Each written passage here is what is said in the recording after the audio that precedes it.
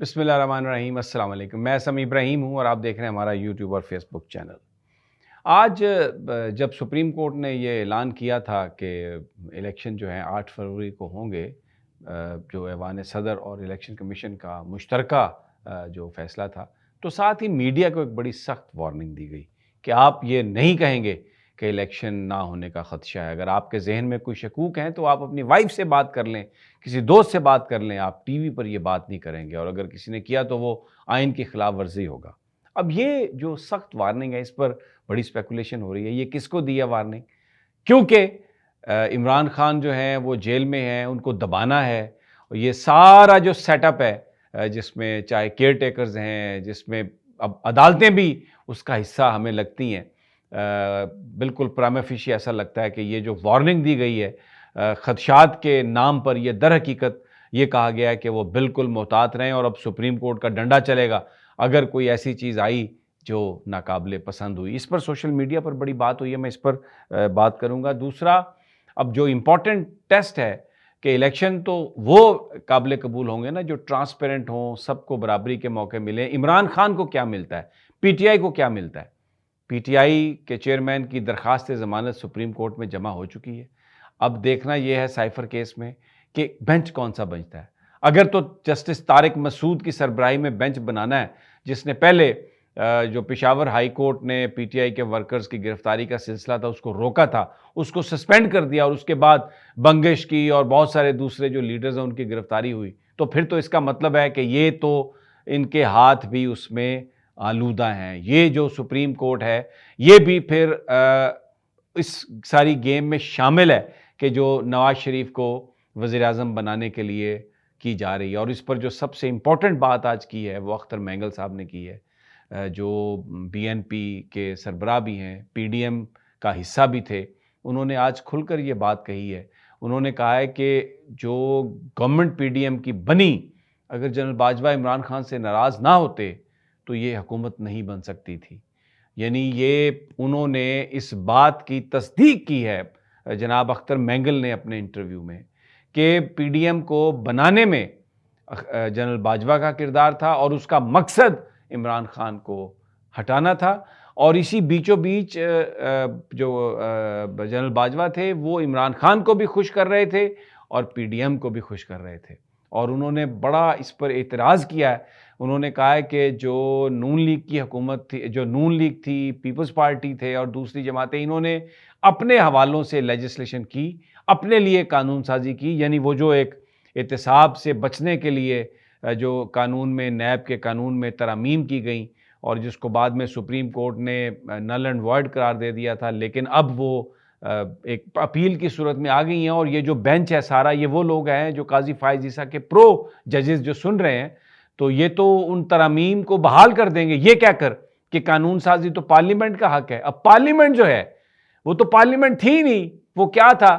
وہ چند لوٹے تھے جو بلے پہ ووٹ لے کے آئے اور وہاں پہ جعل سازی کر کے ان میں سے راجہ ریاض لیڈر آف اپوزیشن بن گیا، جو بعد میں نون لیگ میں چلا گیا، اور باقی جو پی ٹی آئی کے بھگوڑے تھے وہ کو پبلک اکاؤنٹس کمیٹی میں چلا گیا، کچھ اور چلے گئے، اور تمام انڈیپینڈنٹس کو اکٹھا کر کے، جیسے اختر مینگل کہہ رہے ہیں کہ پیچھے جنرل باجوہ آئے اور پی ڈی ایم بنا دی گئی۔ اب یہ وہ خود کہہ رہے ہیں، میں نہیں کہہ رہا، کوئی اور نہیں کہہ رہا، یہ انٹرویو ہے، چھپا ہے جو ان کا اختر مینگل کا، جو وہ یہ بات کہہ رہے ہیں۔ تو وہ یہ بات بالکل واضح ہو گئی ہے اب جو انہوں نے جو بات کہی ہے اس پہ، تو وہ جو سارا ایک سٹرکچر ہے وہ اب یہ کہا ہے اختر مینگل نے کہ وہ نواز شریف جس طریقے سے آئے ہیں ان کو وزیر اعظم بنانے کی بات کی جا رہی ہے، ان کو حکومت دینے کی بات کی جا رہی ہے، جو کہ غلط ہے، یہ نہیں ہونا چاہیے۔ اب یہ اختر مینگل کھل کر سامنے آئے ہیں، زرداری بھی اس سے پہلے آئے ہیں کھل کر، انہوں نے کہا کہ اگر نواز شریف نے وزیر اعظم بننے کی کوشش کی تو میں راستے میں آؤں گا۔ اچھا، P T I, Noon League اور پیپلز پارٹی کا ایک جھگڑا، بہت سارے لوگ کہتے ہیں کہ یہ صرف ہاتھی کے دانت دکھانے کے اور کھانے کے اور ہیں، لیکن بھائی اگر عمران خان جیل میں ہے اور اگر پی ٹی آئی کو موقع نہیں ملتے تو پھر تو یہ آپس میں لڑیں گے اقتدار کے لیے۔ عمران خان باہر آیا تو پھر یہ اکٹھے ہو جائیں گے سارے، اس کا مقابلہ نہیں کر سکتے اکیلے اکیلے۔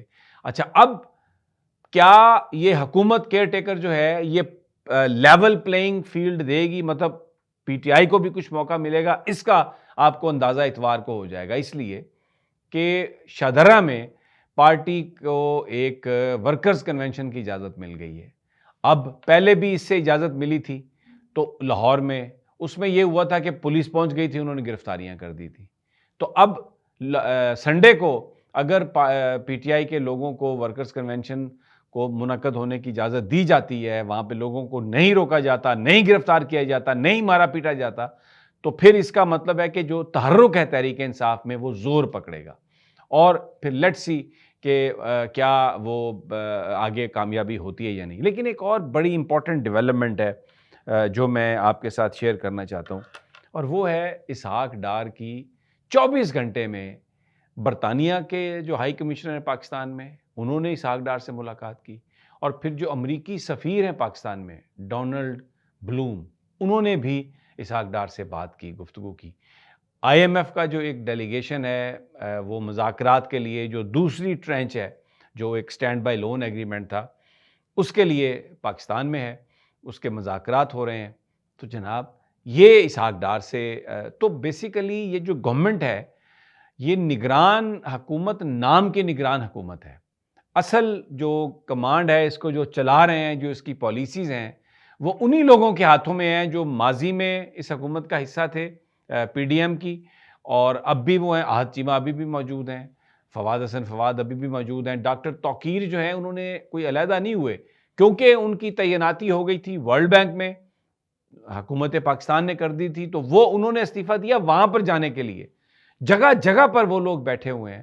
یہ سارے وہ لوگ ہیں. پنجاب میں محسن نقوی ہیں، غلام علی جو ہیں کے پی کے میں، یہ سمدھی ہیں مولانا فضل الرحمان کے. اب ان کا جھگڑا چل رہا ہے تھوڑا سا اسٹیبلشمنٹ کے ساتھ دو ایشوز پر. ایک افغان ایشو ہے، اس پر وہ کہتے ہیں کہ جو لوگوں کو آپ واپس بھیج رہے ہیں یہ نہ بھیجیں، ان میں سے بہت سارے مولانا کے ووٹرز ہیں. اور دوسرا غلام علی صاحب جو گورنر ہیں، ان کو تبدیل کرنے کی جو بات تھی وہ کہا جا رہا ہے کہ وہ نہ ہو. اب الیکشن کمیشن الیکشن کی تاریخ کے اعلان کے بعد بااختیار ہو جاتا ہے.